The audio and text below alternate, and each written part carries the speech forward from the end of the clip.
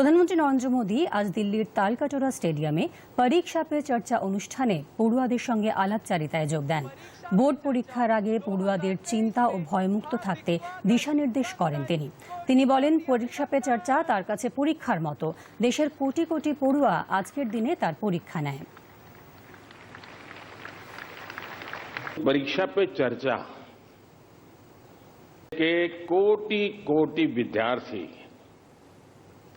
मेरी परीक्षा ले रहे हैं और मुझे ये परीक्षा देने में खुशी होती है, आनंद आता है, क्योंकि मुझे जो सवाल मिलते लाखों की तादाद में बहुत प्रोएक्टिवली बच्चे सवाल पूछते हैं, अपनी समस्या बताते हैं, व्यक्तिगत पीड़ा भी बताते हैं। मेरे लिए बड़ा सौभाग्य है कि मेरे देश का युवा मन क्या सोचता है, किन उलझनों से गुजरता है, देश से उसकी अपेक्षाएं क्या है, सरकारों से उसकी अपेक्षाएं क्या है, उसके सपने क्या है, संकल्प क्या है। यानी सचमुच में मेरे लिए ये बहुत बड़ा खजाना है।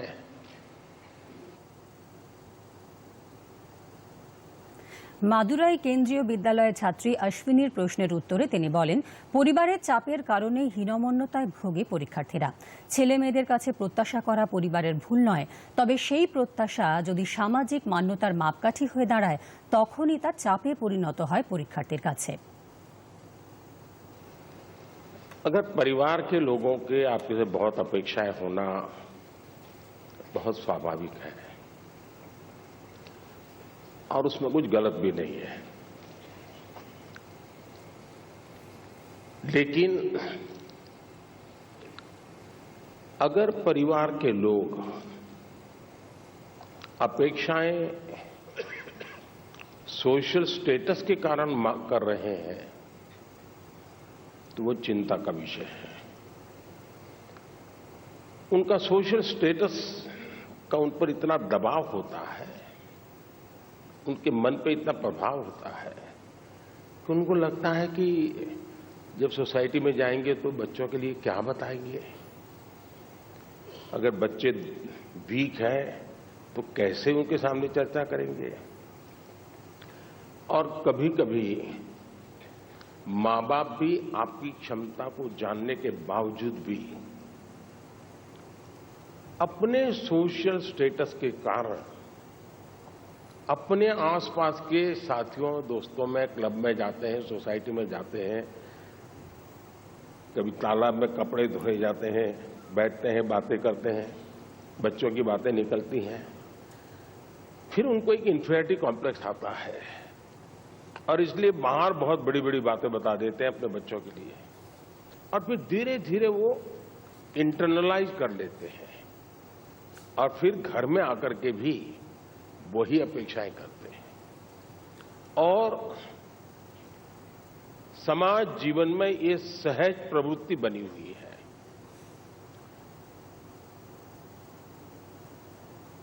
পরীক্ষার আগে এবং পরীক্ষা চলাকালীন টাইম ম্যানেজমেন্ট কিভাবে করা যায় সে সংক্রান্ত প্রশ্নের উত্তরে তিনি বলেন, মাকে দেখে টাইম ম্যানেজমেন্ট শেখা উচিত। आपने कभी घर में अपनी मां के काम को ऑब्जर्व किया है क्या?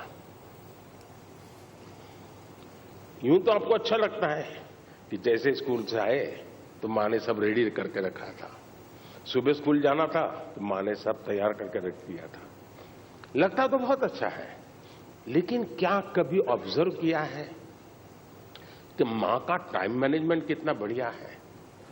उसको पता है सुबह ये है तो मुझे 6 बजे ये करना पड़ेगा, 6:30 बजे ये करना पड़ेगा, उसको 9 बजे जाना है तो ये करना पड़ेगा, वो 10 बजे घर आएगा तो ये करना पड़ेगा।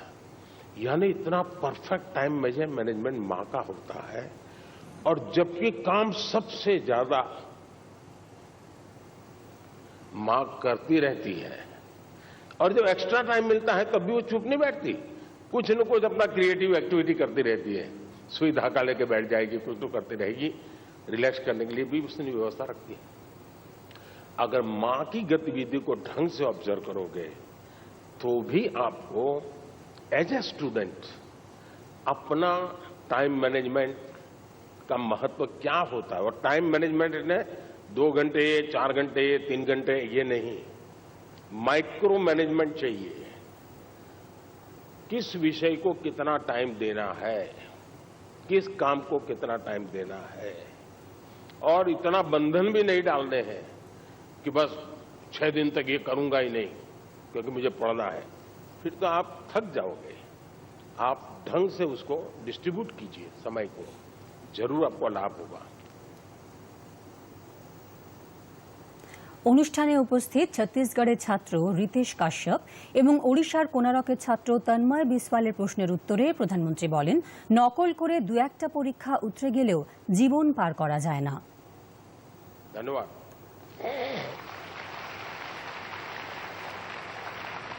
Thank you, Honorable Prime Minister, sir, for guiding us to be methodical and systematic in order to be an effective student.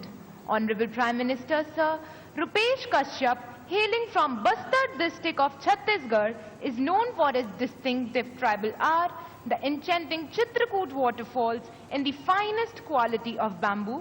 Rupesh is present here with us and needs your advice on a topic that is of vital significance. Rupesh, please ask your question. Good morning, Honorable Prime Minister, sir. My name is Rupesh Kashyap. I am a student of class 9 from Swami Atmanand Government English. Camera उस बच्ची पे लगाइए। हाँ, From Swami Atmanand Government English Medium School, Darwa, District Bastar, Chhattisgarh. Sir, my question is, how can I avoid unfair means in exams? Thank you, sir. Thank you, Rupesh. Honorable Prime Minister, sir, from the heritage city of Jagannath Puri, the spiritual capital of Odisha, famed for its magnificent cone-shaped layout, Rath Yatra, and serene beaches, Tanmay Biswal seeks your guidance on a similar issue. Tanmay, please ask your question. Honorable Prime Minister, sir, Namaskar.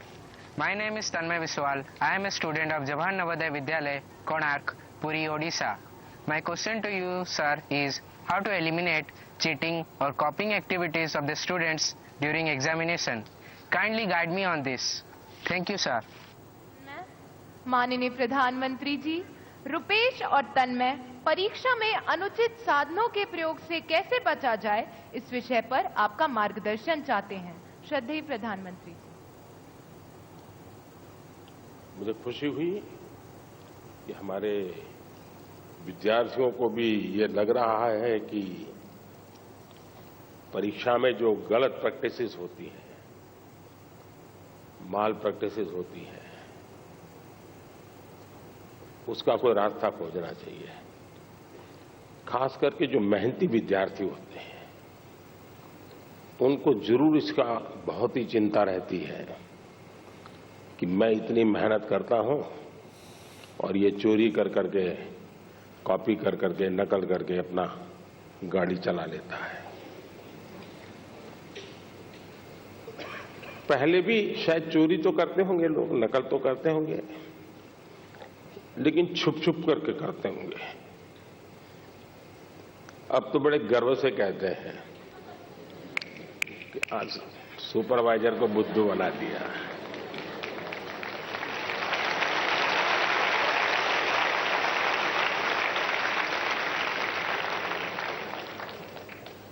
ये जो मूल्यों में बदलाव आया है वो बहुत खतरनाक है और इसलिए समाज एज सच ये हम सबको सोचना होगा। दूसरा अनुभव आया है कि कुछ स्कूल या कुछ ऐसे टीचर्स जो ट्यूशन क्लासेस चलाते हैं उनको भी लगता है कि मेरा स्टूडेंट अच्छे तरह से निकल जाए क्योंकि मैंने उसके माँ बाप से पैसे लिए हैं, कोचिंग करता था, तो वे भी उसको गाइड करते हैं, मदद करते हैं नकल करने के लिए। करते हैं ना? ऐसे टीचर होते हैं ना? नहीं होते? तो बोलिए ना। हाँ, और उसके कारण भी दूसरा मैंने देखा है कि कुछ स्टूडेंट्स पढ़ने में तो टाइम नहीं लगाते, लेकिन नकल करने के तरीके ढूंढने में बड़े क्रिएटिव होते हैं। और इसलिए जो नकल करने वाला है वो शायद एक आध दो एग्जाम को तो निकल जाएगा, लेकिन जिंदगी कभी पार नहीं कर पाएगा।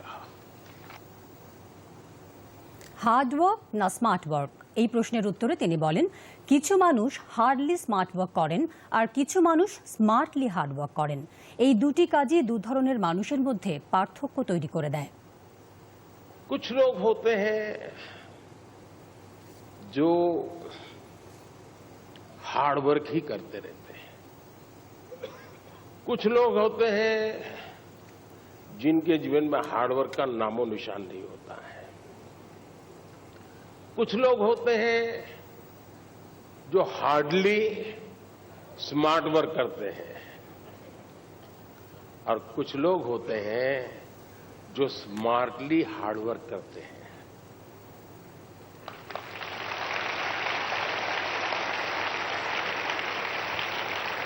और इसलिए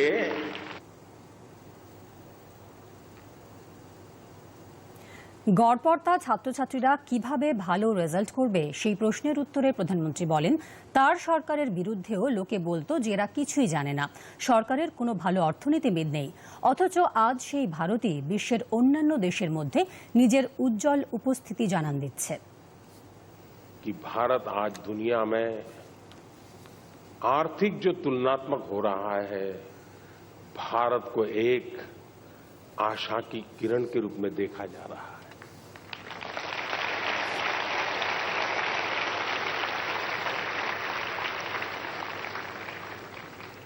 आपने 2-3 साल पहले देखा होगा, हमारी सरकार के विषय में यही लिखा जाता था कि इनके पास कोई इकोनॉमिस्ट नहीं है, सब एवरेज लोग हैं, प्राइम मिनिस्टर को भी इकोनॉमिक्स का कोई ज्ञान नहीं, ऐसा ही लिखा जाता था। अब पढ़ते हैं कि नहीं पढ़ते ऐसा? लेकिन आज दुनिया में वही देश जिसको एवरेज कहा जाता था, वो देश आज दुनिया में चमक रहा है। दोस्तों,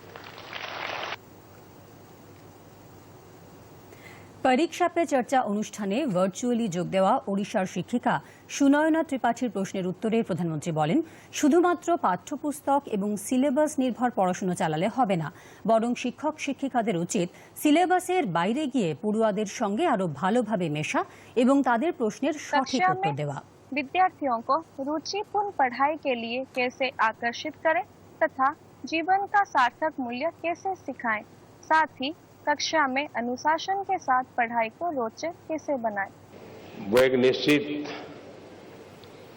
सिलेबस 20 मिनट 30 मिनट बोलना है, अपना कड़कड़ाहट बोल देते हैं और फिर इसमें कोई हिलेगा इधर उधर, तो देखा होगा आपने। मैं तो मेरे अपने बचपन के अनुभव की बात बता, तो आजकल तो टीचर अच्छे होते हैं, मेरे जमाने में शायद ऐसा नहीं होगा, इसलिए मुझे टीचरों की आलोचना करने का हक नहीं है। लेकिन कभी कभी मैंने देखा था कि टीचर जो तैयारी करके आए हैं और अगर वो भूल गए तो चाहते नहीं कि बच्चे पकड़ लें उनको,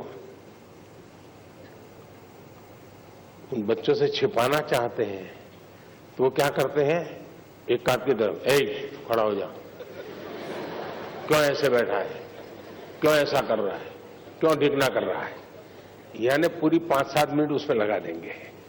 इतने में अगर विषय याद आ गया तो गाड़ी वापस आएगी, वरना फिर मानो कोई हंस पड़ा उसको पकड़ेंगे, क्यों हंसता है तू, यानी